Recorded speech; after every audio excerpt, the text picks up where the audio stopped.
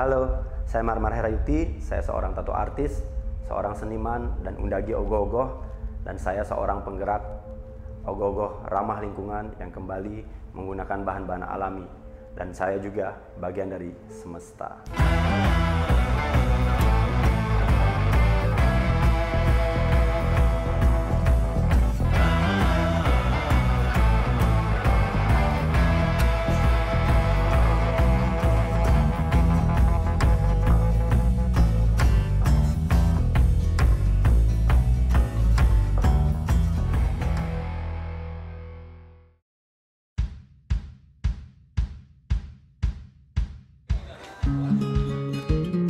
Ini kita kan program beras bersubsidi ini ada 5 bulan.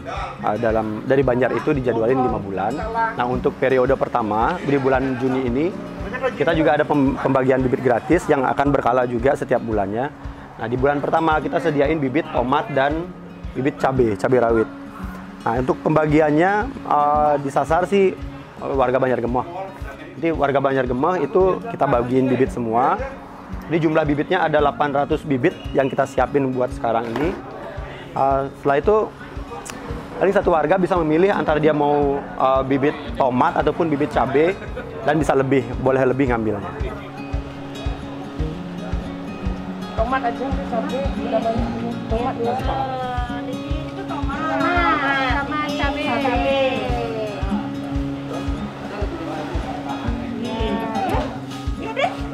Hilang apa? Kalau kita lihat, sekarang ini kan kita dalam situasi yang sulit dalam ekonomi. Jadi masyarakat di Banjargemah ini juga tidak mungkin tidak terdampak. Hampir semuanya pasti terdampak tentang ekonomi yang dihasilkan ini. Jadi kami dari Penjuru Adat berpikir apa langkah yang paling tepat dilakukan. Sebelumnya kami sempat berdiskusi sama kebetulan teman yang memang punya bisnis dalam beras. Jadi dia penyuplai beras di salah satu penyuplai beras yang ada di Bali. Dia cerita sebenarnya tentang bagi-bagi beras dari awal itu bukan langkah yang tepat. Itu seperti menghabiskan amunisi sebelum berperang gitu. Masa krisisnya belum ada, pasokan beras yang harusnya bisa digunakan pada saat krisis itu dihabiskan di awal. Nah, kebetulan kami melihat juga secara ekonomi memang berdampak warga kami. Tapi daya beli masyarakat masih ada. Nah, dari situ kami melihat apa langkah yang paling bisa kita lakukan dalam waktu yang panjang. Kita kalkulasi berapa dana yang harus kita butuhkan. Jadi kita putuskan untuk mensubsidi beras.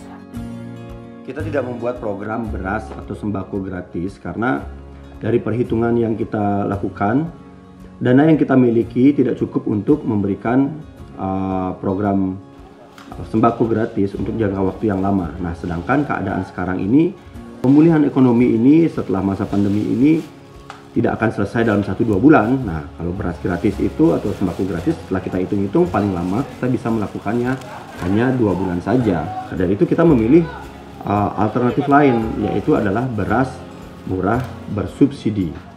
Mengingat juga daya beli masyarakat kita tuh masih ada, walaupun kecil tapi masih ada.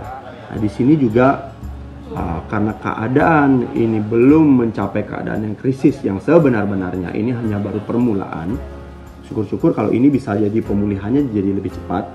Tapi jikapun tidak, Banjar itu sudah memperhitungkan kita bisa melakukan beras murah subsidi ini dengan waktu yang cukup panjang.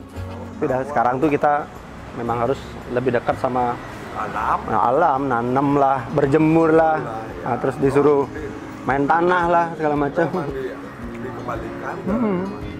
Biar lebih kuat gitu. Ya, sudah.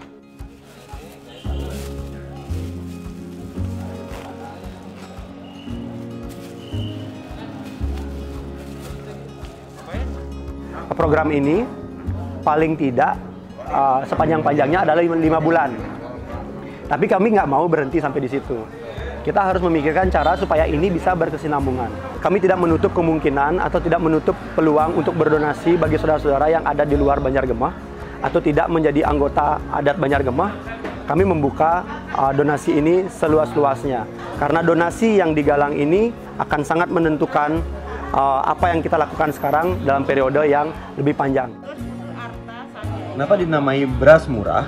Karena memang harga beras ini sangat jauh lebih murah daripada yang ada di pasaran. Jadi ini adalah kualitas beras yang paling bagus yang ada di pasaran. Itu berkisar, harganya itu di pasaran berkisar antara Rp58.000 per 5 kilogramnya. Tapi kita menjual ini Rp38.000 per 5 kilogramnya. Artinya setiap 5 kilogramnya itu lebih murah Rp20.000 dari pasaran. Kasih aja KTP-nya ke sana, terus dia datang beli beras yang hak saya, itu nggak apa-apa. Bagian dari apa? Kebersamaan gitu. Ya, bagian dari kebersamaan kan, karena kita kadang-kadang begini, si A tidak butuh tapi tetap punya hak, si B butuh dan punya hak, tapi sebenarnya kebutuhannya lebih daripada daripada batas yang kita beri. Jadi itulah saudaranya akan memberikan haknya pada yang lain yang lebih butuh. Untuk pengambilan beras itu kami dari Banjar tidak menyediakan kantong plastik. Jadi setiap warga disarankan untuk membawa kantong sendiri atau plastik bekas yang mereka punya di rumah supaya bawa berasnya lebih gampang.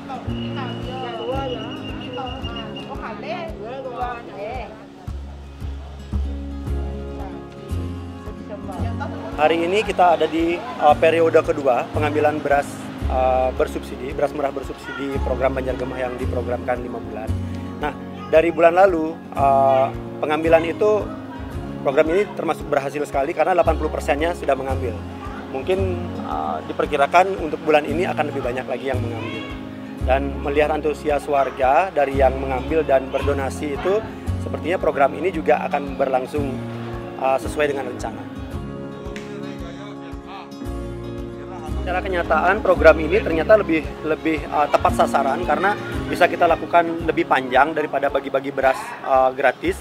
Dan keinginan warga untuk berbagi juga semakin besar. Nah, semoga program ini juga bisa menjadi inspirasi buat teman-teman yang lain atau yang ada di Banjar-Banjar lain, di daerah lain yang ada di Bali, untuk bersama-sama kita lalui masa-masa sulit ini. Nama saya itu Bagus Aditya Indrayana. Ya. Kalau beras bersubsidi ini lumayan membantu sih untuk warga. Murah juga, nggak terlalu memberatkan warga. Bagi kami seorang warga Banjar, ini sangat bermanfaat untuk seluruh warga Banjar.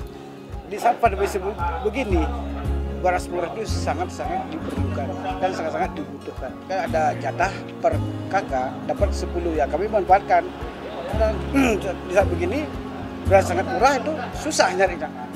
Untuk itu di Banjar kami itu ada, makanya kami senang, bangga. Kualitas beras ini bagus, bersih, nggak ada kutu apa, baguslah. Kalau bisa berlanjutlah terus sampai ya selama pandemi ini. Bermanfaat, terutama untuk yang kena dampak yang bekerja di bidang pariwisata. Jadi ini sangat bermanfaat sekali. Kalau bisa diteruskan. Pemberian bibit gratis, mungkin kita harus belajar bercocok tanam jadinya kan. Ya, jadi kita diajarkan untuk mandiri. Dari sisi kebutuhan itu, apa yang kita butuhkan sehari-hari itu kita kelola sendiri. Oke, payah nih kak, kalian nih kak isinya.